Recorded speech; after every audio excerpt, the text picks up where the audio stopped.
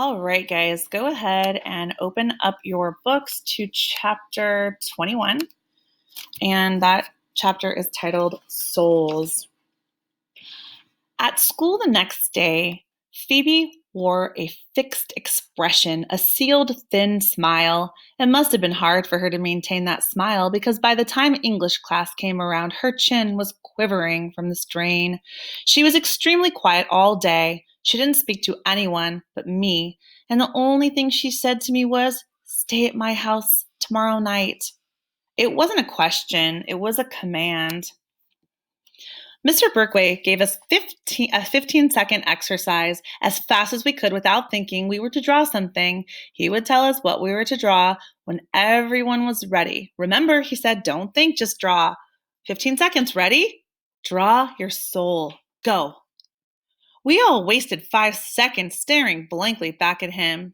When we saw that he was serious and was watching the clock, our pencils hit the paper. Whoops. I wasn't thinking. There wasn't time to think. When Mr. Berkway called, "Stop!" everyone looked up dazed. Then we looked down at our papers and a buzz went around the room. We were surprised at what had come out of our pencils. Mr. Berkway zipped around, scooping up papers. He shuffled them and tacked them up on the bulletin board. He said, "We now have everyone's soul captured." We all crowded around. The first thing I noticed was that every single person had drawn a central shape, a heart, circle, square, or triangle. I thought that was unusual. I mean, no one drew a bus or a spaceship or a cow. They all drew these same shapes. Next, I noticed the inside of each figure was a distinct design. At first, it seemed that everyone was different. There was a cross, a dark scribble, an eye, a mouth, a window. There was one with a teardrop inside that I thought must be Phoebe's. Then Mary Lou said, "Look at that! 2 are exactly the same." People were saying, "Geez," and "Wow," and "Whose are those?" The duplicate designs were a circle with a large maple leaf in the center, the tips of the leaf touching the sides of the circle. One of the maple leaf circles was mine. The other was Ben's. Chapter 22. Evidence. I spent the next night at Phoebe's house, but I could hardly sleep. Phoebe kept saying, "Hear that noise?" And she would jump up to peer out the window in case it was the lunatic returning for the rest of us. Once she saw Mrs. Cadaver in her garden with a flashlight. I must have fallen asleep after that because I woke to the sound of Phoebe crying in her sleep. When I woke her, she denied it. "I was not crying. I most certainly was not." In the morning, Phoebe refused to get up. Her father rushed into the room with 2 ties slung around his neck and his shoes in his hand. "Phoebe, you're late." "I'm sick," he said. "I have a fever and a stomach ache." Her father placed his hands on her forehead, looked deep into her eyes, and said, "I'm afraid you have to go to school." "I'm sick, honest," she said. "It might be cancer." "Phoebe, I know you're worried, but there's nothing we can do but wait. We have to go on with things. We can't malinger." "We can't what?" Phoebe said. "Malinger. Here, look it up." He tossed her the dictionary from her desk and tore down the hall. "My mother's missing and my father hands me a dictionary," Phoebe said. She looked up malinger and read the definition: to pretend to be ill in order to escape duty or work. She slammed the book shut. "I am not malingering." Prudence was in a frenzy. "Where's my white blouse? Phoebe, have you seen?" "I could have sworn." She pulled things out of her closet and flung them on the bed. Phoebe reluctantly got dressed, pulling a wrinkled blouse and skirt from the closet. Downstairs, the kitchen table was bare. "No bowls of muesli," Phoebe said. "No glasses of orange juice or whole wheat toast." She touched a white sweater hanging on the back of a chair. "My mother's favorite white cardigan," she said. She snatched the sweater and waved it in front of her father. "Look at this. Would she leave this behind, would she?" She reached forward and touched its sleeve, rubbing the fabric between her fingers for a moment. "Phoebe, It's an old sweater. Phoebe put it on over her wrinkled blouse. I was uneasy because everything that happened at Phoebe's that morning reminded me of when my mother left. For weeks, my father and I fumbled around like ducks in a fit. Nothing was where it was supposed to be. The house took on a life of its own, hatching piles of dishes and laundry and newspapers and dust. My father must have said, "I'll be jiggered," 3,000 times. The chickens were fidgety, the cows were skittish, and the pigs were sullen and glum. Our dog, Moody Blue, whimpered for hours and on end. When my father said that my mother was not coming back, I refused to believe it. I brought all her postcards down from my room and said, "She wrote me all of these. She must be coming back." And just like Phoebe, who had waved her mother's sweater in front of her father, I had brought a chicken in from the coop. "Would Mom leave her favorite chicken?" I demanded. "She loves this chicken." What I really meant was, how can she not come back to me? She loves me. At school, Phoebe slammed her books on the desk. Beth Ann said, "Hey, Phoebe, your blouse is a little wrinkled." "My mother's away," Phoebe said. "I iron my own clothes now," Beth Ann said. "I even iron." To me, Phoebe whispered, "I think I'm having a genuine heart attack." I thought about a baby rabbit that our dog Moody Blue caught and carried around. She was not actually lunching on the rabbit, just playing. I finally coaxed Moody Blue to drop it. When I picked up the rabbit, its heart was beating faster than anything. Faster and faster it went, and then, all of a sudden, its heart stopped. I took the rabbit to my mother. She said, "It's dead, Salamanca." "It can't be dead," I said. It was just alive a minute ago." I wondered what would happen if all of a sudden Phoebe's heart beat itself out like the rabbit's and she fell down and died right there at school. Her mother would not even know Phoebe was dead. After homeroom, Mary Lou said to Phoebe, "Did I hear you say your mother's away?"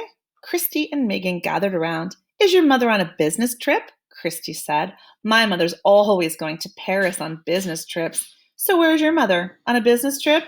Phoebe nodded. "Where'd she go?" Megan said. "Tokyo? Saudi Arabia?" Phoebe said, "London." "Oh, London," Chrissy said. "My mother's been there." Phoebe turned to me with a puzzled expression on her face.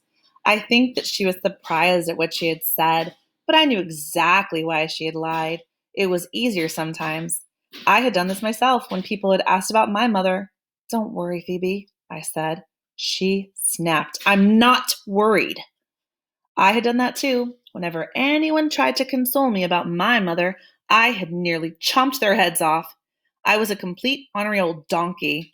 My father would say, "You must feel terrible." I denied it. "I don't," I told him. "I don't feel anything at all." But I did feel terrible. I didn't want to wake up in the morning, and I was afraid to go to sleep at night. By lunchtime, people were coming to Phoebe from all directions. "How long will your mother be in London?" Mary Lou asked. "Is she having tea with the Queen?" "Tell her to go to Convent Garden," Christy said. "My mother just loves Convent Garden." "It's Covent Garden, Cabbage Head," Mary Lou said. "It isn't," Christy said. "I'm sure it's Convent Garden." After school, we walked home with Ben and Mary Lou. Phoebe wouldn't say a word. "What's the matter, Freebie?" Ben asked. "Talk." "Out of the blue," I said, "everyone has his own agenda." Ben tripped over the curb, and Mary Lou gave me a peculiar look. I kept hoping that Phoebe's mother would be home. Even though the door was locked, I kept hoping. "Are you sure you want me to come in?" I said. "Maybe you want to be alone." Phoebe said, "I don't want to be alone. Call your dad and see if you can stay for dinner again." Inside, Phoebe called, "Mom!" She walked through the house, looking in each room. "That's it," Phoebe said. "I'm going to search for clues, for evidence that the lunatic has been here, and drag my mother off."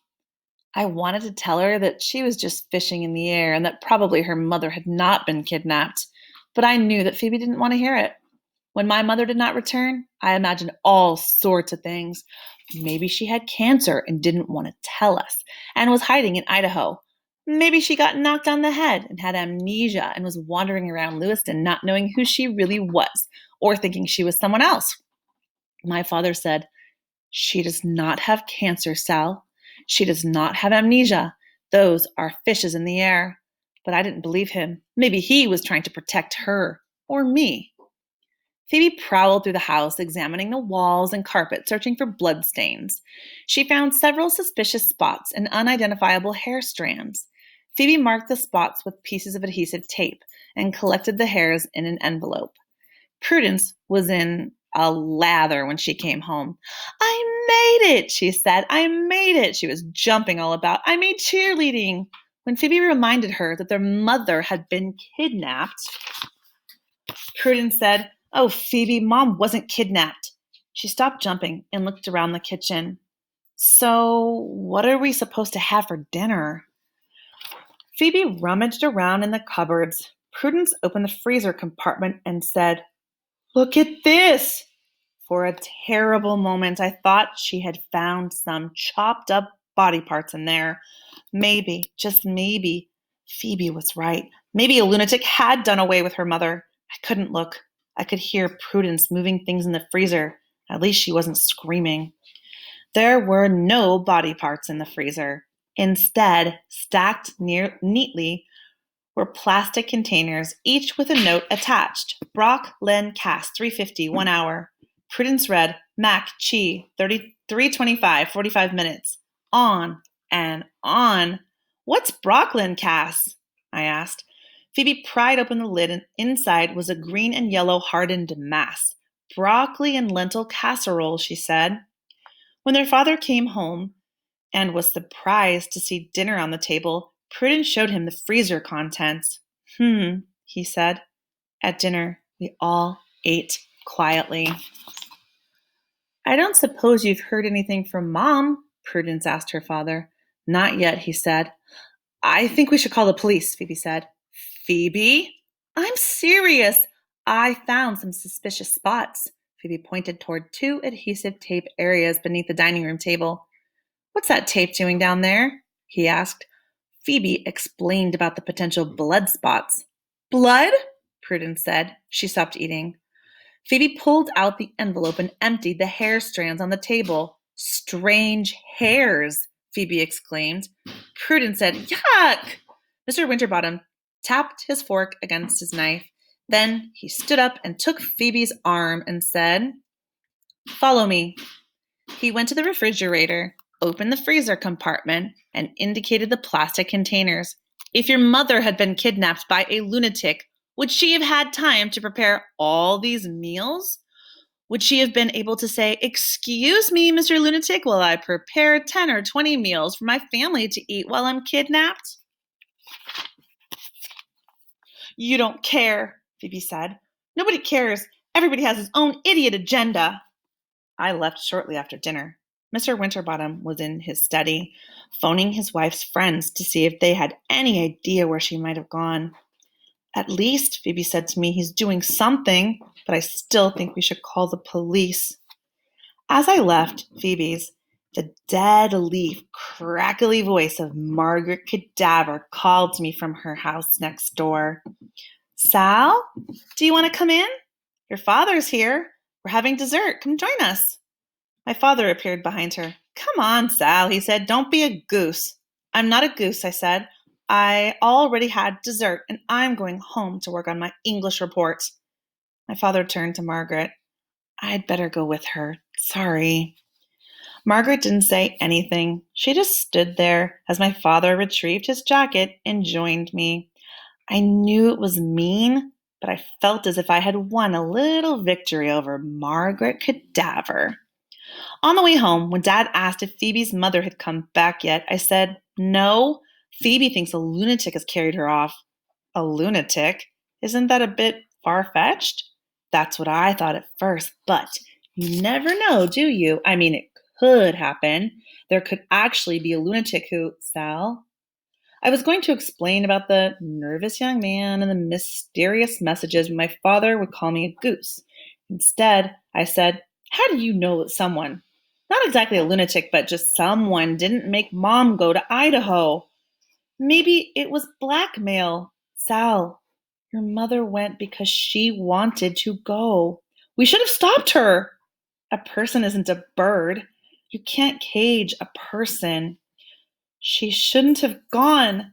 If she hadn't gone, Sal, I'm sure she intended to come back." We had reached our house, but we didn't go in. We sat on the porch steps. Dad said, "You can't predict. A person can't foresee. You never know." He looked away. I felt miserable right along with him. I apologized for being ornery and for upsetting him. He put his arm around me, and we sat there together on the porch, two people being completely pitiful and lost.